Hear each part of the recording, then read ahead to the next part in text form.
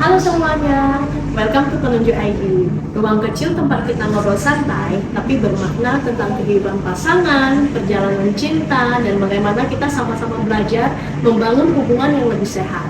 Jumpa lagi bareng aku Willy. Hari ini kita kedatangan tamu seorang makeup artist dan bone setter yang aktif dalam pelayanan dan kegiatan sosial. Dua dunia yang terlihat berbeda, tapi pasangan ini ternyata sudah bersama selama lebih dari 1 dekade. Penasaran gimana pasangan ini bisa saling berdampingan? Yuk kita ngobrol tentang pernikahan, panggilan hidup, dan proses bertumbuh bersama dengan Cilivi dan Ko Firdi. Selamat datang di Penunjuk ID, Cilivi dan Ko Firdi. Halo. Halo. Apa kabar? Sehat? Silakan. Terima kasih. Gue kok makan minumnya? Kamu suka gak usah masuk ya? Oke. Satu berdua aja. Satu berdua. Ini lihat seberapa romantisnya mereka. Minuman pun mau satu berdua. Oke. Cilivi sama Ko Firdi boleh ceritain singkat gak awal mula kalian ketemu itu di mana? Gereja. Oh di gereja. Singkat sekali. Sangat singkat ya. Berarti Koko boleh panjangin dikit mungkin gimana cerita awalnya tuh kan ketemunya di gereja tuh gimana maksudnya memang udah target mau cari pasangan di gereja atau gimana awal pertemuannya tuh gimana ceritanya? Jadi awalnya itu saya punya teman Oke. itu pemain musik di gereja dia. Oke. Waktu itu nggak tahu kenapa ya, mungkin gerejanya kurang orang pakai mata, jadi minta tolong saya buat main musik, saya bantuin lah.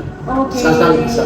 Oh. Sekali gitu. Nah, waktu pelayan sana, nah, mereka tuh konsep gerejanya tuh ada song leader, ada singer, ada choir.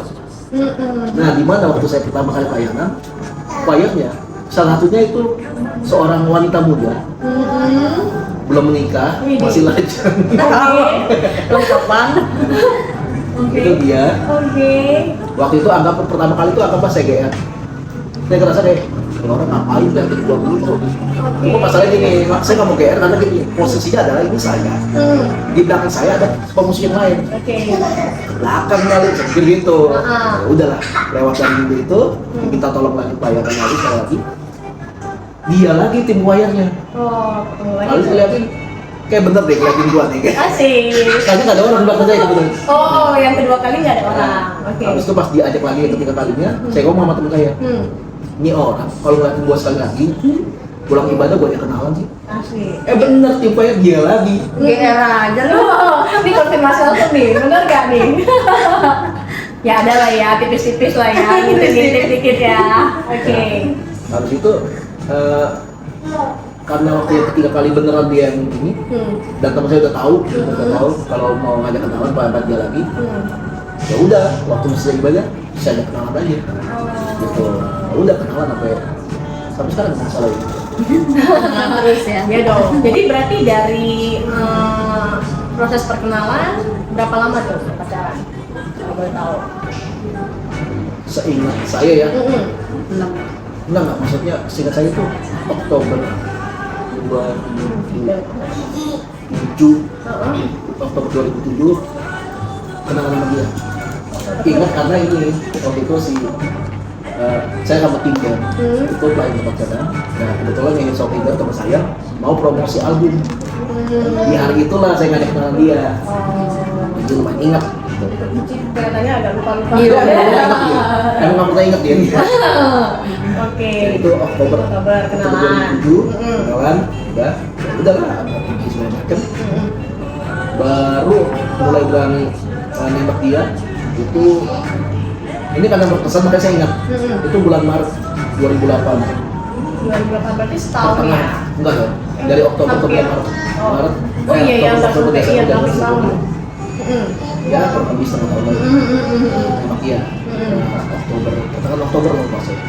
Nah, jamnya saya ingat lagi. Saya nembak dia jam 2:30 sore. Dia terima. Langsung? Iya. Oh berarti kalau boleh tahu Cici berarti memang dari Belum. awal udah ada ketertarikan? Belum. Belum selesai nih? Oke. Jam 3 nya diputusin. Gimana? Jam 3 kan diterima? Setengah 3. Setengah 3 diterima? Jam 3 diputusin. Menarik nih ceritanya nih, kocak juga nih. Udah. Oke, sekarang aku konfirmasi ke Cici ya. Mungkin kenapa tuh? Kok unik banget diterimanya jam segitu, diputusinnya setengah jam lagi. Nggak yakin aja. Hah? Iya maksudnya Ah, ya nggak yakin, kayak gue suka sama dia apa enggak, apa perlu gak sih pacaran gitu loh. Kayak nggak yakin aja, belum yakin. oh belum yakin. Oke, nah berarti kan Jadi kayak asal ngomong aja nggak dipikirin lagi, asal jawab. setengah jam setelahnya baru tersadar ya. Iya. Oke. Pilot saya belum aktif waktu itu. Oke, terus kan habis itu diputusin tuh. Reaksi Koko gimana saat itu? Shock Aneh, dong. iya kaget lah. Iya dong. Baru nembak terus tiba-tiba sepanjang waktu putusin. Hah? Ini beneran nggak atau joking aja nih, kirain kan?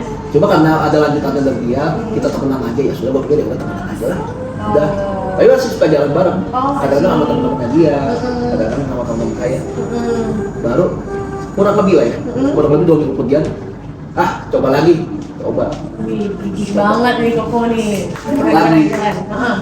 Diterima lagi.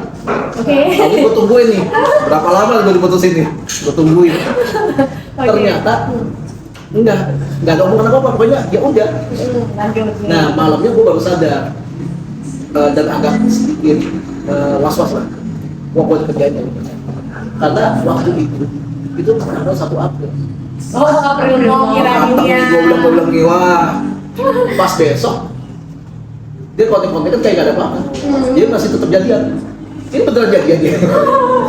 Kamu tahu gak sih kemarin hari apa? Kamis, bukan. Tanggal berapa? 1 April.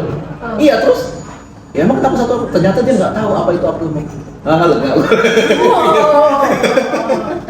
Udah dari hari itu aja. Dari itu langsung berarti berapa lama melanjutkan ke jenjang pernikahan? Memutuskan untuk menikah itu 2013 Februari. Dari 2008 ke 2013. Februari. 5 tahun. 5 tahun ya. Oke. Nah, dalam 5 tahun itu kan awalnya Cici yang agak ragu-ragu tuh. Nah, Iya. pas proses pacaran nih ada ini nggak, ada tantangan kah, ada keraguan kah, mungkin sama proses tantangan, dan kenapa akhirnya memutuskan oke, he is the one.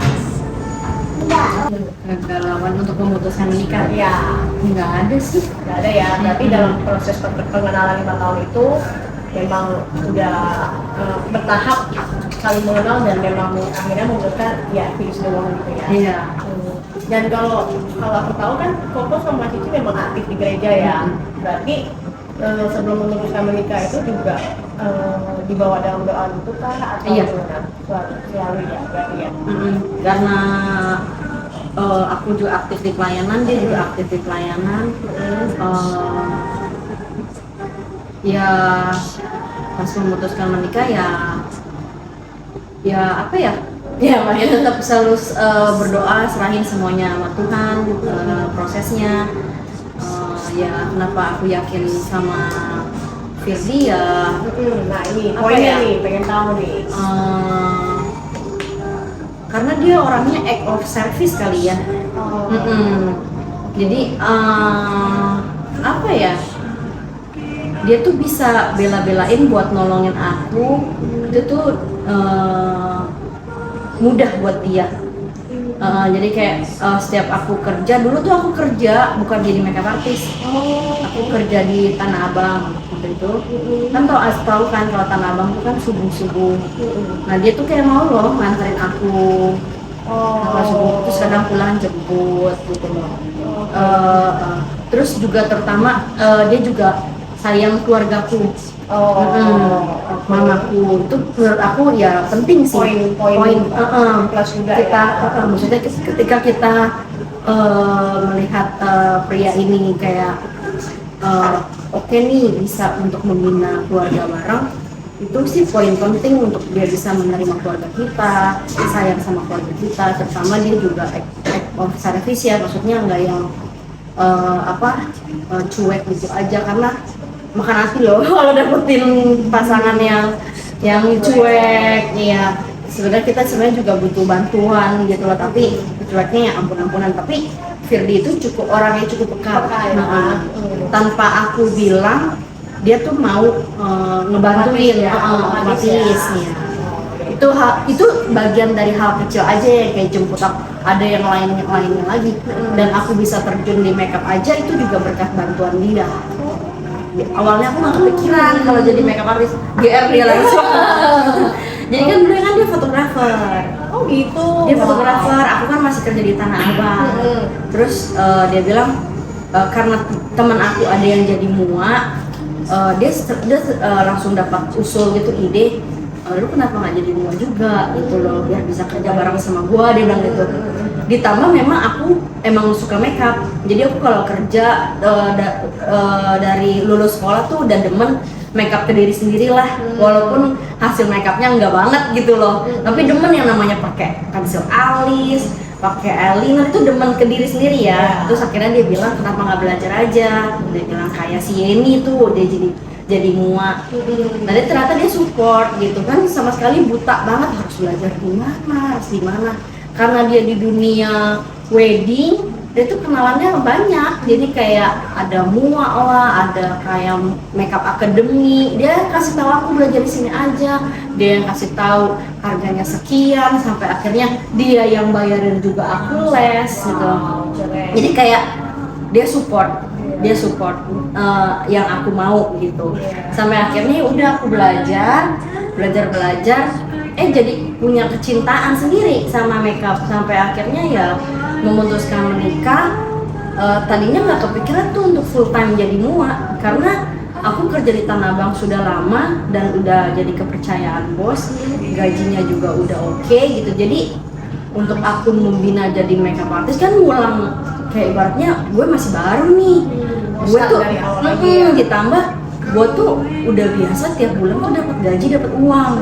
Tapi gue kalau gue merintis sendiri, gue bisa hidup gak nih walaupun gue sudah menikah. Tapi tetap loh aku punya prinsip gini, kalau bisa gue cari duit kenapa enggak gitu, maksudnya nggak mau mengharapkan dari suami juga gitu. Kalau bisa bermanfaat juga, Bisa produktif, kenapa enggak gitu. Jadi akhirnya dia bilang suruh full time, nggak kuat, maksudnya itu pergumulan banget.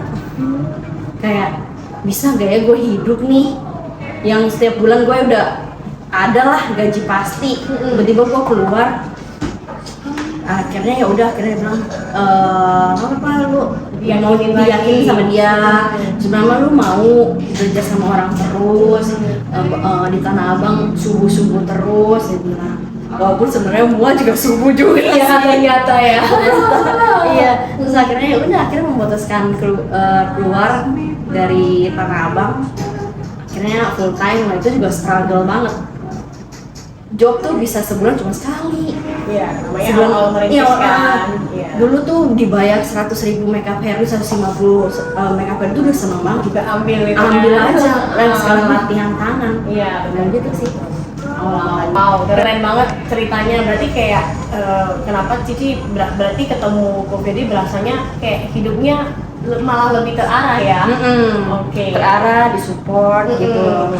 Oke. Nah ini versi Cici nih. Kalau versi Koko kenapa memilih Cici? Saya dipaksa dengan Oh, jangan dong. Ini pencitraannya jadi kurang bagus kalau begitu. Ayo. sebenarnya kejadiannya saya itu udah di posisi dimana saya udah nggak pusing buat nyari pasangan. Oh, sorry aku ke skip. Kalau boleh tahu selisih berapa tahun ya? 4. Oh, selisih 4 tahun. Oke. Dia begitu. Enggak dong. Ya Oke. Oh, di zaman itu malah udah lagi nggak pengen punya pasangan. Lagi udah nggak mikir udah nggak pengen lagi nggak mikir lagi karena Umur berapa kalau waktu itu? Berarti. karena dia pernah diselingkuhin. Oh gitu. Oke, umur berapa itu? waktu 24 kali. Oh masih muda banget. Jadi dia trauma sama sebelumnya. Bukan trauma kita. Oke. Enggak, pokoknya waktu itu lagi nggak Belum siap lah, lagi artinya. bukan juga. Emang lagi nggak mikirin pacaran karena lagi fokus sama band. Hmm. Gitu. Oke. Jadi nggak kepikiran sampai kejadian waktu itu ketemu dia. orang ngeliatin gua kok bukan gitu. Itu aja ya udah sampai akhirnya kenalan dan jadian. Sebenarnya menjelang nikah pun itu ada cerita yang mungkin kalau saya ceritain pada nggak percaya sih, coba kita masih pegang itu sampai sekarang. Oh, apa tuh yang menarik? Kita tuh sempat putus setengah tahun. Itu menjelang nikah atau awal-awal? Sudah berencana nikah malah. Oh, Udah oke. berencana, Udah itu berencana. putus juga lah ibu ya. Putus, ya udah abis itu nyambung lagi. Terus itu 2012. Waktu itu saya lagi bagus-bagusnya di fotografi, dia juga lagi mulai naik mereka. Saya bilang udahlah, nggak usah mikir kejauhan dulu, kita kerja dulu aja, enjoy dulu aja nih, make up sama foto, supaya ya udahlah, jangan sampai baru nggak mulai, terikat nikah gitu. Udah, itu kita putusinnya, maksudnya memutuskan untuk seperti itu. Kalau nggak salah di bulan Oktober atau November 2012. Waktu itu di bulan Februari, di bulan Februari lah, bulan Februari 2013. Ini rohani dikit ya. Ceritanya saya baru selesai bacaan kitab. Baca kitab, selesai ya udah, habis selesai baca saya mau langsung lanjut ngedit kerjaan foto. Lagi pengen lanjut itu entah gimana, itu pertama kalinya saya dengar kayak ada suara ngomong. Ada suara ngomong, kayak ngomong Agustus. Dan itu jelas banget, saya kira saking jelasnya sampai saya kira tuh ada orang. Tapi nggak ada siapa-siapa. Rumah lagi kosong. Tapi lucu saya nggak berasa horor. Kayak masak doang kali gitu. Sudah, saya lupain sampai kurang lebih 2 minggu kemudian Sylvie lagi Kelas make itu up. pada kelas make up yang udah kesekian kali. Modelnya teman kita. Nah, selesai make up, ngobrol lah kita, makan-makan tapi ngobrol. Nah, ini teman saya nggak tahu kenapa arah obrolannya semuanya ke masalah pernikahan. Karena dia ngebahas itu, saya tadi udah lupain yang soal suara Agustus, keinget lagi, saya ceritain aja. Nah, habis itu dia bilang, lu kok nggak bilang-bilang? Ya, gua juga lupa gitu kan. Nah, habis itu ya udah gini deh, biar adil. Kan gua dapat Agustusnya nih, tapi nggak dapat tanggalnya. Kamu doain deh, siapa tahu gitu kan. Dapat wangsit gitu kan tanggalnya. Nah, habis itu besok saya tanya dia, gimana udah jawab belum? Udah. Dapat tanggalnya 31 Agustus. Serius? Enggak sih, bagus aja tadi gitu kan. Kan 2013. Jadi 31, 8, 13. Oh iya. Angkanya bagus, Angkanya tanggal bagus. cantik maksudnya. Jadi ya udah gue pilih itu aja. Ya udah, anggaplah kita sepakati habis ini. Kita sepakati. Saya ngomong lah sama papa. Nah, disclaimer ya, 2012 itu kakak saya yang paling tua tuh baru nikah. Di 2013 tiba-tiba saya bilang mau nikah. Papa saya bilang gini, saya bilang ke papa kalau saya mau nikah, terus papa saya bilang kapan? Agustus 31. Terus dia bilang gini, nggak boleh. Loh, kok nggak boleh? Gue mau nikah, kok dia bilang nggak boleh gitu. Ternyata tanggal 31 Agustus itu cengbeng. Pas lagi kena ke momen cengbeng. Kalau sembahyang, Iya. lu bisa sial lu dan sebagainya. Sebagai seorang Kristen, gitu. Semua hari itu hari. Iya, semua hari. Saya tentang lah gitu. Nah, singkatnya ribut besar lah. Besar. Cuma gara-gara hari. Sampai papa saya keluarin statement, terserah kalau mau nikah tanggal segitu. Kalau mau nikah tanggal segitu, papa nggak bakal datang. Kacau. Tapi mau saya jalanin, saya cukup keras soalnya. Mau saya jalanin, cuma saya pikir nggak baik ya. Terus akhirnya cerita lah, curhat sama senior saya di gereja. Nah ini akhirnya dapat lagi input yang ngebolak-balik otak saya. Saya kan pendapat saya gini kan, ngapain ikutin kata orang soal tanggal baik tanggal jelek. Semua hari itu harinya Tuhan. Ngapain ikutin kantor? Otak saya begitu, di otak saya. Tapi waktu cerita ke senior saya, ke mentor saya, pas dia tahu ceritanya, dia bilang ini ya udahlah, dia ikutin aja papa kamu. Kan semua hari harinya Tuhan, mau dia pilih hari apa kayak hari Tuhan. Lah kan kebalik kan pola pikirnya. Iya. Diubah mindset-nya. Point of view-nya diubah. Iya, seperti itu. Bener juga ya. Maksudnya ngapain juga gua ribut sama Ngapain bapak gua? ngotot Iya. juga gitu kan? Habisnya hari itu singkatnya ya, saya langsung bilang sama papa saya, "Kok saya udah berapa kali ngomong singkatnya?" Ngomong sama papa saya, ya udah terserah. Kita bapak mau tanggal berapa terserah deh. Coba kasih tahu tanggal berapa. Lantas kita mau DP dulu. Nanti kalau orang gedung nanya tanggal berapa nggak tahu lagi cari hari kan nggak lucu gitu. Iya. Ya udah. Bapak saya semangat tuh langsung pergi. Biasalah ke tempat orang yang buat Iya, tanggal dari gitu. tanggal baik. Di kepalanya cuma satu, kalau memang dari Tuhan ya udah ini pasti nggak ada masalah. Sudah. Ya papa paginya pagi itu jam 9, jam 4 dia pergi lagi buat ngambil hasilnya. Nah papa saya langsung buru-buru. Kertasnya tuh dia bawa kertas tuh ada bukan Mandarin segala macam, saya nggak bisa baca. Nih kalau mau hari yang bagus nih. Bulan 7 tanggal kalau nggak salah 14 apa 24 saya lupa. 14 apa? Kok jadi Juli? Maksudnya oh jadi melesetnya jauh banget gitu. Iya, gue salah dengar kali ya. Ya udahlah, kalau emang kata papa saya ini hoki. Bagus. Ya sudah, ya. Dan udah bilang juga ya udah terserah gue ikutin aja. Ya udah, jadi bilang sama Gedung 24 Juli ya. Bukan, katanya. Ini tanggal Cina. Kalau tanggal Indonesia bulan 8 tanggal 31. Oh iya. Oh, Itu kertas masih saya simpan sampai sekarang. Bukti. pembuktian. Itu bukti. Saya laminating sekali. Bukti. Nikah. Malah tadinya kita sempat decide, oke, kan papa bilang Agustus cengbeng nih, decide tuh kan udah berantem lagi. Minggu depan Ya udahlah ya, Minggu kita depan aja ya? September aja, Tujuh tanggal September. 1 enggak. Gue nyebar tanggal 1. Oh iya, sudah Jadi Sabtu. lewatin Sabtu. 1 hari, Sabtu. masih bagus kan, 19 tanggal 1 aja udah.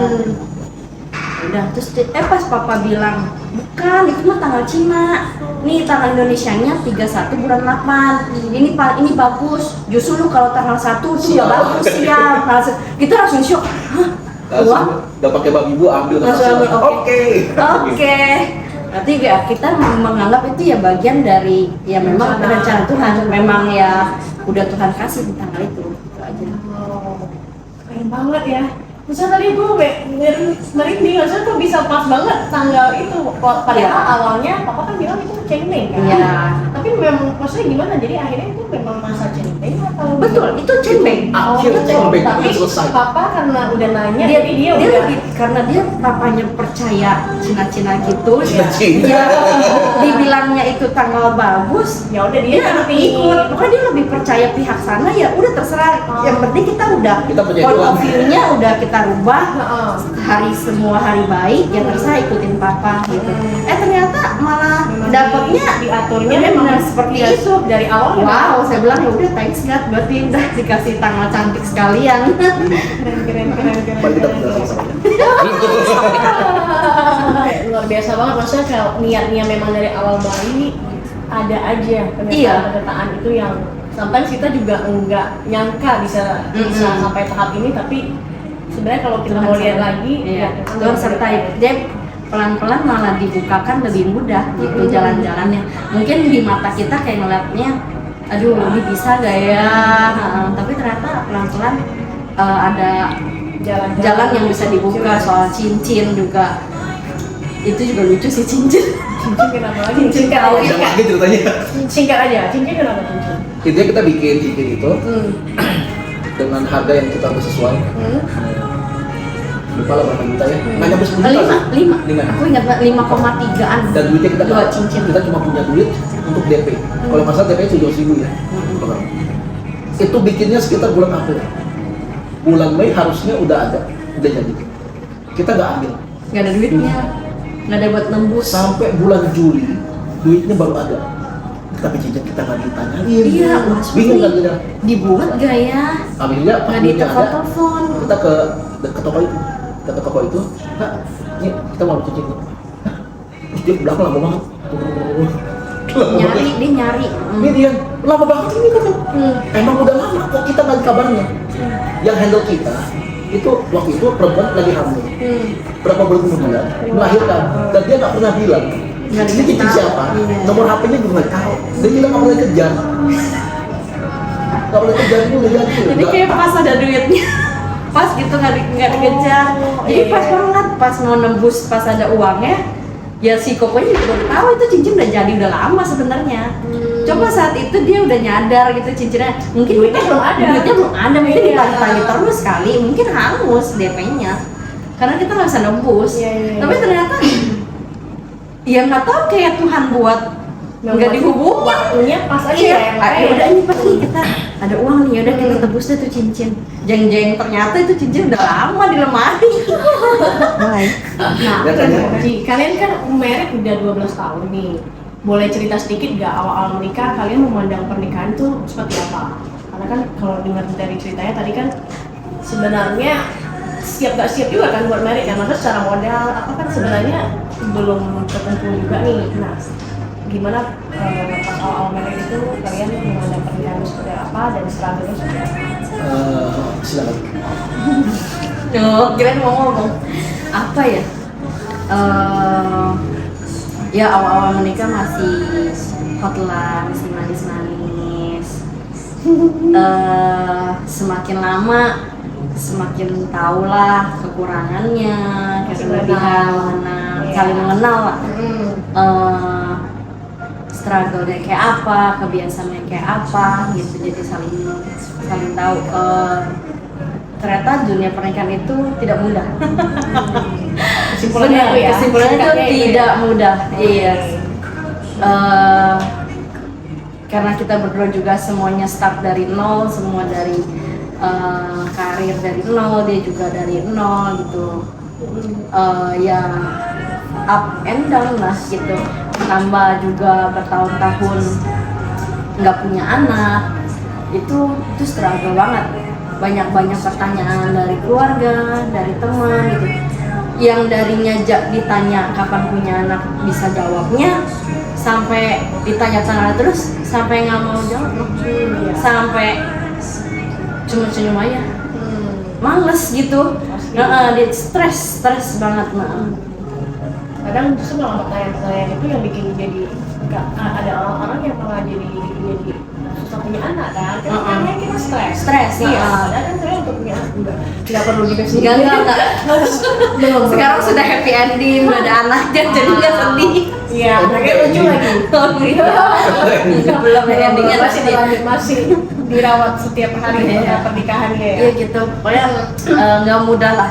Nggak mudah. Karena udah bertahun-tahun merintis semua dari awal, terus bener-bener act of service loh, luar biasa. Jadi iya, udah lama menikah belum punya anak, ya gitulah. Struggle lah ya di awal. Kan butuh adjustment dulu juga. Banyak ada ribut-ributnya juga. Pasti ya. Karena bertahun-tahun juga nggak punya anak, jadi masalah-masalah kecil jadi Gampang gede, memancing gampang emosi, gampang iya. senggol, terus senggol bacok. Terus kayak saling dipoles lah, kayak aku juga diasah, dia juga diasah. Ya jadi kayak saling ditajemin lah, saling menajamkan gitu loh. Jadi kayak ego-egonya semua. Pokoknya pernikahan itu tidak mudah lah, tapi ya berjalan sampai 12 tahun, jalan ke 13 tahun ini itu memang kayak Banyak yang dipelajari ya. Banyak yang dipelajari. Semakin apalagi sejak punya anak, semakin kayak nurunin ego, kayak mikirin oh kita nggak bisa nih kayak gini, harus jadi contoh. Begitu punya anak tuh kayak langsung berkaca, oke, gue ini sifat gue nggak baik nih yang ini nih. Kita Lebih kayak tersadar lebih ngaca, oke, gue nggak mau dong turunan gue kayak gitu lagi gitu. Jadi saling nurunin ego, saling kayak jaga sikap, nggak boleh nih kayak gini. Karena kan anak itu peniru ya, dia akan melihat, dia belajar dengan melihat gitu. Jadi kayak ya udah saling ini sih, pokoknya roller coaster lah. Nah, kalau dari Koko gimana? Kalau saya dari dulu pacaran itu memang tujuannya buat sampai pernikahan. Jadi selalu serius tuh, makanya sama yang sebelum seliki waktu itu saya udah fokusnya udah nggak tahu nyari pasangan, nggak tahu harus pacaran. Nah, tapi untungnya saya punya mentor banyak, dan di antara mentor itu ada ngomong gitu, lo kalau mau nikah jangan menikah supaya lo bahagia, tapi menikahlah ketika lo udah tahu caranya bahagia. Lalu kalau nikah jangan supaya pasangan lo itu memperlengkapi hidup lo atau membuat lo jadi terasa lengkap gitu. Karena berarti lo memberi barang kaca buat pasangan, dan pasangan lo harus effort banget buat membuat hidup lo jadi lengkap. Jadi ya gitu. Good point. Nah, buat pasangan baru dicatat ya, jangan cari pasangan untuk melengkapi kita. Tapi kita sudah lengkap dulu, yang mungkin enggak lengkap gimana juga, tapi setidaknya kita udah tahu lah cara berbahagia. Tuh. Menurut kalian nih, kalau memiliki iman yang sama, apakah akan lebih gampang untuk menyelesaikan konflik? Enggak. Jadi walaupun punya iman yang sama atau agamanya yang sama, lebih mudah enggak juga. Ada struggle-nya masing-masing. Tapi ya dari lamanya hubungan pernikahan ini ya lebih apa ya, masing-masing dari kita lebih introspeksi diri, lebih sama-sama mau menjadi orang yang lebih baik, jadi mau sama-sama bertumbuh lah. Dengan dasar iman. Iya, Juga ya. jadi kalau dibilang mudah ya enggak, Tapi lebih mau berusaha. yang penting ya dari masing-masing kita mau melakukan yang terbaik, mau berubah, itu sama. Oke, ya kalau Kirby ada tambahan? Kita harus jelas dulu ya. Seiman sama seagama itu beda. Nah, Kalau cuma seagama ya ada aja yang sama. Mungkin kebiasaan juga sama, hari Minggu ke gereja dan sebagainya. Tapi kalau seiman itu kan tidak dinilai dari apakah orang rajin ke gereja atau bentuk pelayanan, enggak. Tapi tentang respon ketika ada masalah yang dia cari dulu itu Tuhan. Gitu. Disclaimer, kita walaupun tidak sama-sama Kristen dan sama-sama pelayanan dan sebagainya, kita udah 2 kali mau cerai. beneran nih. Iya, pertama dari dia dulu yang ngucapin itu, yang kedua saya. Jadi nggak ada jaminan orang seagama atau wah Kristen kan pantang bercerai, Iya, lalu kan, nggak pernah kepikiran tuh buat cerai. Enggak, kita Katanya udah kan kalau satu agama itu khususnya Kristen Katolik ya nggak ada kata cerai kan? Katanya. Tidak ada diperbolehkan. Tidak ada kata cerai di kamus mereka lah. Biasanya kata cerai itu udah dibuang. Nah, mungkin ada cerita singkat nggak kok bisa sampai kepikiran begitu? Apakah memang udah struggle banget atau gimana? kebanyakan itu karena stres yang menumpuk, lalu ya ada beban-beban hidup lainnya lah ya. Di luar dari ekonomi juga ada masalahnya yang lain lagi. Cuma yang paling membuat pertimbangan kenapa terbesarnya apa? iya kenapa sampai udahlah saya aja gitu. Yang paling besar adalah karena si Livi mengidap satu penyakit namanya vaginismus. Vaginismus itu adalah buat yang nggak tahu ya, sebuah penyakit kekakuan pada otot.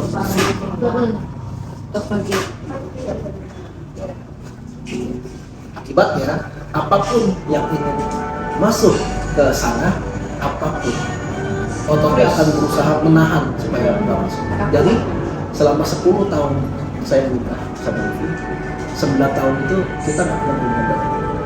Bukan karena nggak mau, tapi karena nggak Nggak bisa. bisa. Stres lah. Dia pun stres juga sih. Iya. Dan ada satu kondisi di mana dia tuh nangis sendiri karena dia menyalahkan dirinya sendiri. Ini gara-gara gua. Dan saya ngeliatnya, wah nggak ada benar nih. Maksudnya ya yang stres bukan cuma gua. Yang stres bukan cuma gua, tapi dia pun stres merasa besar. Iya. Ya puji Tuhan lah, setelah 9 tahun menikah itu Tuhan buka jalan, ketemu dengan dokter yang baik sekali, dan akhirnya diambil tindakan di rumah sakit, dan dia udah bebas dari vaginismus. Terus kenapa kita punya anak sekarang?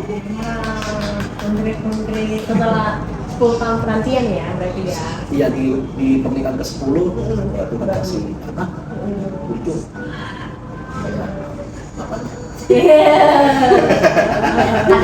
nggak konflik yang paling mendewasakan hubungan kalian?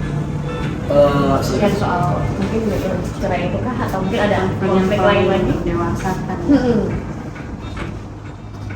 Coba dulu. Ada sih kalau konflik mendewasakan ya. Boleh share? Ya karena itu hubungan badan ya. Oh. Jadi memang ternyata pengaruh itu kalau kita punya hubungan yang nggak sehat gitu ya. Jadi kayak karena aku juga ada sakit dan awalnya aku juga nggak tahu kalau aku sakit itu. Jadi itu kan vaginismus itu penyakit langka ya. Jadi nggak semua cewek tuh tahu. Betul. Aku awalnya tuh nggak tahu. Aku merasa kayak kayaknya gue mah kurang relax aja nih. Setahun 2 tahun santai karena masih merintis, dia juga masih merintis, jadi kayak buat mikirin buat anak tuh belum kepikiran lah. Kita slow aja, santai, belum jadi masalah. Di tahun kelima, tahun ke-6, wow, selama ini nih nggak bisa berhubungan, kayak bego banget gak sih gitu, kayak anak kecil aja anak SD juga bisa, kok gue nggak bisa gitu. Makanya stres banget, dia juga jadi stres, hal-hal kecil jadi diperbesar gitu, jadi akhirnya ya udah itu jadi yang lebih mendewasakan sih, jadinya saling menajamkan, jadi hal-hal kecil jadi gede, jadi sering ribut gitu kan, sampai akhirnya satu titik merasa wah nggak bisa nih kayak gini terus, lama-lama beneran cerai. Harus sama-sama cari solusinya nih gimana. Akhirnya aku ngerasa sih kenapa aku bisa tahu itu adalah vaginismus, itu memang bagian dari penyertaan Tuhan sih. Kalau dipikir-pikir kok bisa gue mencari Google, mencari YouTube, sampai begitu bodohnya ketik aja gejala kesulitan berhubungan, dan ternyata langsung ada tuh beberapa artikel keluar, ada satu artikel vaginismus. Dibaca nih gejalanya, loh kok sama. Semakin tahu, dicari tahu, semua aku Google, semua YouTube aku cari tahu, sampai aku bisa lihat dokter spesialisnya, aku DM dokternya, aku sampai masuk ke grup Telegram. Jadi ternyata vaginismus itu ada grupnya, jadi kayak wanita-wanita pejuang vaginismus itu tuh sampai masuk aku ke Telegram, dan itu sampai ratusan wanita, banyak sekali ternyata. Dan itu yang memang menurut saya penyakit yang memang kita harus kasih tahu ke banyak wanita kalau memang ini tuh ada gitu. Jadi jangan sampai itu lebih aware, karena aku tuh berawal dari orang yang nggak tahu, makanya aku terlalu lambat. Bertahun-tahun terlalu santai, dan pas tahunnya tuh lambat, sampai akhirnya ya banyak waktu kebuang sia-sia gitu. Sampai akhirnya pas tahu, wah gue juga harus nih ngasih tahu banyak orang kalau emang vaginismus itu real dan itu memang ada. Nah ya setelah tahu itu ya berjuang cari solusinya. Wah kayaknya kita harus berobat nih, harus ini. Awalnya dia menentang, nggak mungkin lah kamu sakit itu, nggak mungkin gitu. Bukan masalah mungkin, itu gejalanya udah persis banget. Mending kita ke dokter aja deh supaya buat pasti, supaya ada pencerahan gitu loh. Kalau memang benar ya udah kita cari solusinya, kalau memang bukan ya puji Tuhan gitu kan. Ya enggak, ya kalau dibilang COVID yang paling mendewasakan ya itulah. Jadi begitu kita cari solusinya, dan ketika Tuhan juga bukain jalan semuanya, kayak dari aku lihat Google sampai aku tahu informasinya, sampai dokternya aku tahu, sampai akhirnya aku biayanya semua, ternyata itu pelan-pelan langsung dibukain dengan semudahnya itu ketika kita sama-sama menyerahkan semuanya bersama. Oke, dia ada tambahan? Balik ke soal yang cerai itu, si Livi itu ngucapin itu kayaknya ya di pernikahan yang ke-3 atau 4. Masih awal ya itu ya? Masih awal. Nah saya ngucapinnya itu di pernikahan tahun pernikahan ke-8. Oh jauh rentang. Waktu itu terjadi itu konflik besar banget. Dan ada satu kejadian yang saya sampai hati kalau masih ingat ya, kalau saya ingetin lagi itu nyeselnya masih ada sekarang. Itu marahnya saking besarnya, saya marah sama dia. Saya nggak puas gitu cuma dengan aku nurut waktu itu. Lalu di dekat saya itu ada tong sampah, saya tendang tong sampah ini. Kena ciri punya. Udah terlalu marah. Waktu kena kayak gitu, tapi pun ya nggak minta maaf, karena ya udah marah banget gitu, marah banget. Lalu udah saya sendirian aja lah, naik ke atas, lalu nggak ada jawaban sama sekali. Doa juga kayak karena kutip ya kayak percuma gitu, nggak ada mood tuh segala macam. Tapi udah tahun ke-8, masalahnya ributnya untuk hal yang sama terus. Itu konfliknya sama juga. Sama itu kayak soal ini. Ya itu bikin kesel kan, maksudnya kayak ngapain ulang-ulang kesalahan yang sama terus dan ada jawabannya. Sampai keputusan buat puasa. benar-benar puasa. Saya nggak ngomong sama dia sama sekali. Sama sekali nggak ngomong. Saya nggak makan, saya lupa ya, kurang lebih 40 jam sampai 44 jam nggak makan. Jadi hampir 2 hari. Dia mau terus apa? Untung masih bisa duduk di sini ya. Oke. Saya belum putusan buat nggak apa puasa, dan saya nggak batas berapa lama saya akan puasa. Pokoknya mau aku makan sampai Tuhan jawab. Nah, di jam yang ke-44 itu adalah hari di mana saya diundang buat ngisi podcast gereja. Tapi anak-anak youth. Nah, saya pikir bahasa apa lagi? Ternyata sebagai penutup mereka nanya, Kak kan nikah udah lama, Kak minta tips semua Kak supaya bisa bikin keluarga yang baik sesuai dengan firman Tuhan sebagainya. Gua kemarin mau cerai. Dilemanya kayak apa gitu? Iya. Terus langsung ya udah harus tetap jawab kan. Tapi saya jawabannya jawaban aman lah. Apa yang aku tertulis dan sebagainya. Udah, kan pulang terus mikir nggak boleh kayak gini. Ya udah, akhirnya dapat jawaban. Saya doa sama Tuhan langsung keluar. Whatever. Ini istri gua udah sumpah tetap setia bersama dengan dia, dan kalau susah maupun senang, sehat ataupun sakit, kayak this is my wife. Dengan semua kekurangannya, semua kelebihannya, ini istri gua, walaupun nggak kalah kalau ngomong kekurangan sekali. Itulah gua mau terima dia dan selesai biasa. Aku pulang matanya, udah makan belum? Dia udah kumpulin sesuatu dia. Ternyata di rumah waktu makan dia cerita, ternyata di saat yang sama kita nggak jadian, dia memutuskan hal yang sama. Ya udahlah, bodo amat lah, itu suami gua, mau gimana lagi? Ternyata sama. Padahal kita nggak jadian, dan dari situ baru terbuka semua jalan. Dia sembuh dari feminismus, bisa hamil, kerjaan kita jadi bagus dan sebagainya. Ya sih. Ketika berserah itu baru kayak terbuka jalannya, ketika dapat pencerahan gitu ya.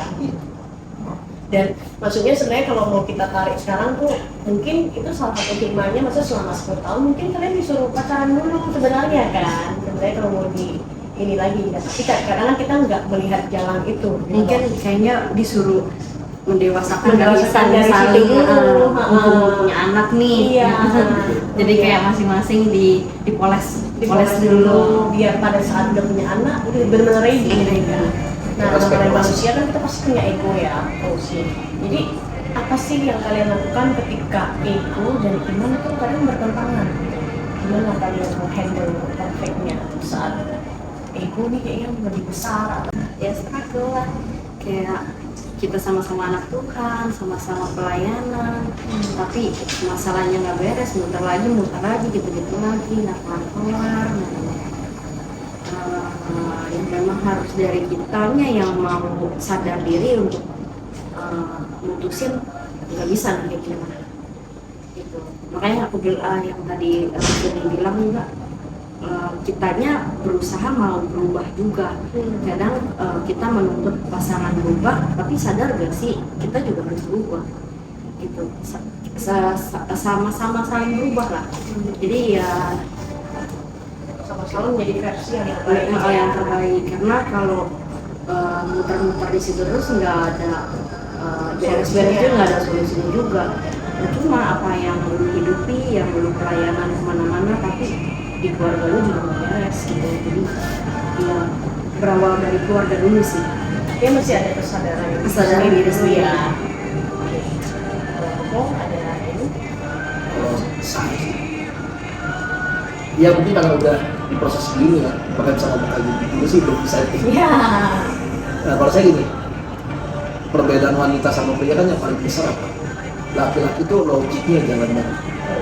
Kadang-kadang feelingnya ya nggak terlalu, tapi wanita kan feelingnya yang kuat, logiknya kuat. Ya manfaatkan itu aja. Ketika terjadi antara iman dan ego itu bertentangan, ya saya sebagai laki-laki saya akan memakai logik saya. Ini gara-gara apa nih?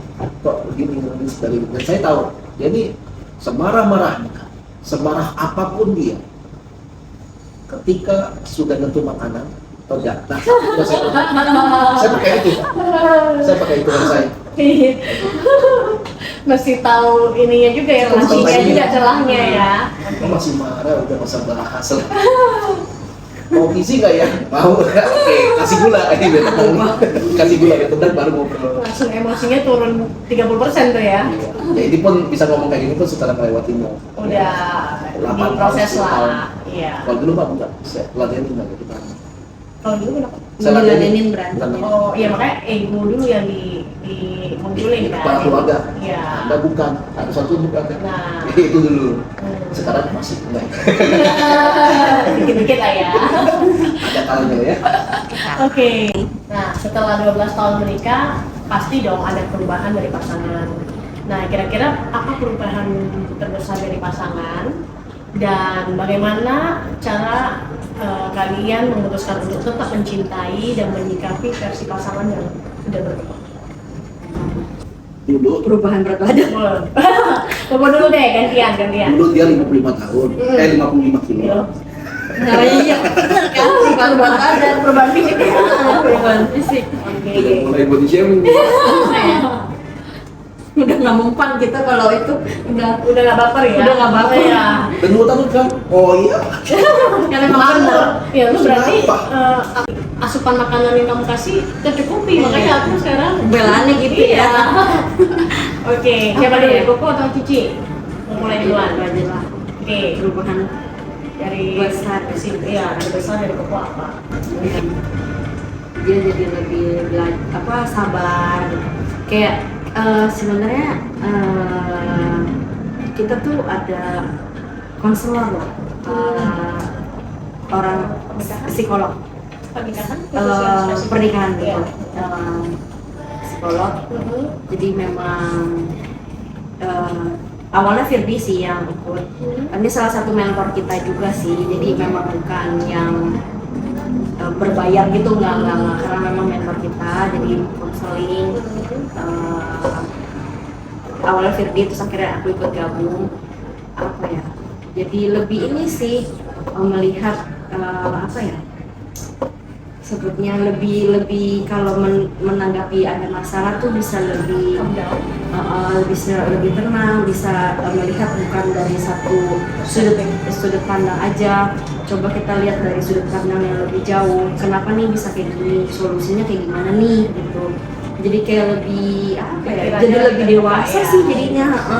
Kalau ada masalah nih kayaknya nggak bisa nih kayak gini. Coba kita pikirin lebih kreatif dalam berpikir, kayak kalau ada masalah apa ya kita bagusnya kayak gimana nih, jalan keluarnya kayak gimana nih. Jadi bisa mencari solusi ya. Mencari solusi. Oke. Nah, ini yang benar nih, kok jangan body shaming lagi gitu. Apa nih? Sama kan? Mm. Jadi salah satu tips yang membuat perubahan pola pikir Pola kita pikir. terbesar adalah karena kita belajar yang namanya 3C: konteks, critical thinking, dan kreatif. Jadi saya pribadi kalau lagi konflik di sama saya akan stay sama konteks. Kalau memang lagi bahas tentang saya naruh pin sembarangan, terus tiba-tiba dia melebar ke soal sepeda saya rodanya kotak misalnya gitu, enggak, kita lagi ngomongin soal water pin, nggak usah jauh, nggak usah pindah-pindah. Biasanya cewek tuh yang suka tiba-tiba kemana-mana. Itu nanti gue pulutin lagi rodanya. Tapi ini soal piring beresin dulu. Iya, Jadi betul. saya akan kayak gitu.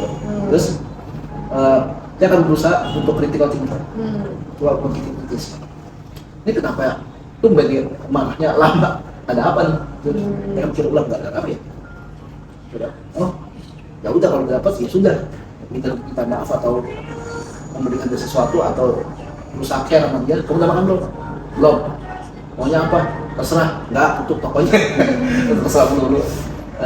Ya apapun aja bisa. Ya so far sampai hari ini dia suka nomor 2 itu makanan. Nomor 1 mas batakan. Mas batakan.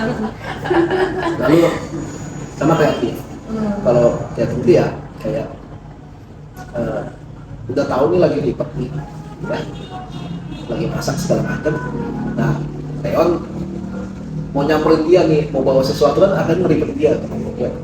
Ya udah, saya akan bawa si Leon buat dia mana kemana. Ya itu sih yang ngebuat secara umum juga konflik masih ada ya. konflik masih ada. Wait, Coba, tapi aku potong sedikit ya, Pak. Itu kan berarti kan yang tadi Kuku sebutin 3C itu kan berarti dari proses pendewasaan Kuku. Justru yang ditanya di sini kan apa nih yang berubah dari Cici? Yang menurut Kuku lebih dari zaman pacarannya dia gitu, sekarang semenjak ada bertumbuh, apa nih hal positif yang ternyata dia sekarang jadi begini loh gitu. Apakah dia juga menerapkan 3C? Dia juga menerapkan kan sama-sama dari Barcelona. Oh, berarti itu masukan dari keluar ya? Iya. Itu yang Tapi itu ngebantu kita- banget ya? Oke. Kalau dulu dia tuh, kalau dulu sih kalau konflik itu pokoknya sampai kiamat terus. Kalau belum saya ngomong bilang maaf, dia akan terus marahnya. Kalau sekarang bisa kayak ya udah itu udah gue jadi yang lalu. Ya udah ngapain bahasa ya gitu aja. Jadi kayak secara durasi kalau kita lagi ada konflik cepat banget hilang. Kadang-kadang lagi marah, lagi itu ibu tuh muncul satu bocah tuh anak kita. Jadi gue joget apa balap tahu bareng ya udahlah. Kayak lebih easy lah. Lebih chill ya, jadinya ya hubungannya. Iya. Chill. Nah, Koci ada cerita menarik yang bisa di-share ke teman-teman nggak? Bagaimana iman menolong di pernikahan kalian di saat kalian berada di titik terendah? Nggak ada. Patahin gitu. Ya sebenarnya sama kayak tadi sih, titik terendahnya yaitu sampai pacaran. Oh yang bocornya itu ya. Dan masing-masing kita ya lebih bisa berkaca diri lah, makanya bisa Dari, saling konflik yang ada, jadi bisa saling inilah berubah satu sama lain. Ya udah. Ya. Nah, Koko ada the worst advice before marriage yang Koko dapetin nggak? Ketika udah nikah, kan sebenarnya kita udah keluarga baru. Sebenarnya dengan kali kita udah terlepas dari orang tua kita. Jadi worst advice itu gini, apa-apa yang kita lakukan bagi keluarga kita adalah untuk orang tua kita. Itu the worst. Misalnya, kapan nih mau kasih papa mama gitu? Lu jangan kayak gini, entah kan bapak mama lu ngomong apa. Bro, itu sebuah saran yang sangat buruk sekali. Karena yang menjalankan pernikahan ini kan suami istri. Kita nggak tahu apa-apa. Even mereka memang orang tua kita dilahirkan oleh mereka, tapi kalau pernikahan kita dilandaskan oleh apa kata orang, termasuk orang tua kita, itulah salah satu penyebab kenapa kita terus.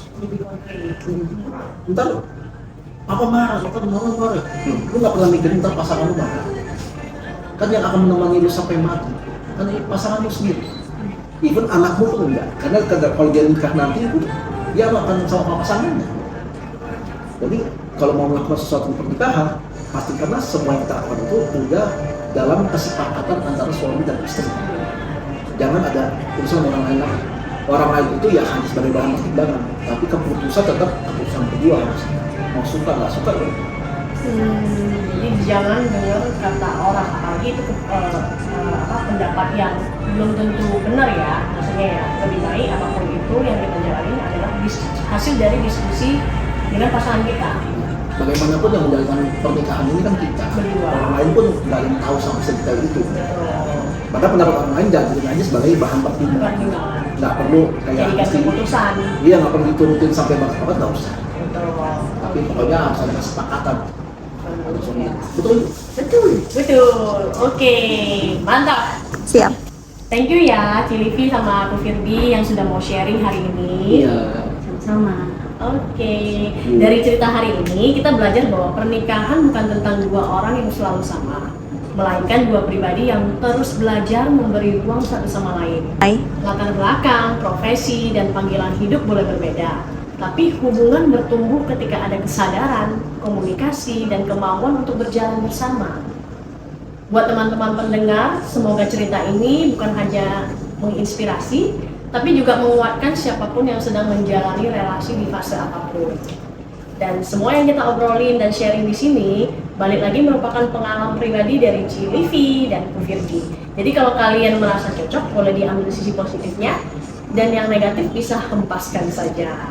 Kalau kamu suka obrolan hari ini, jangan lupa follow dan share. Siapa tahu mereka juga butuh dengar ini. Aku Willy pamit dulu, sampai ketemu di episode selanjutnya. Tetap jaga diri, jaga pasangan, dan jaga cinta kalian. Bye-bye!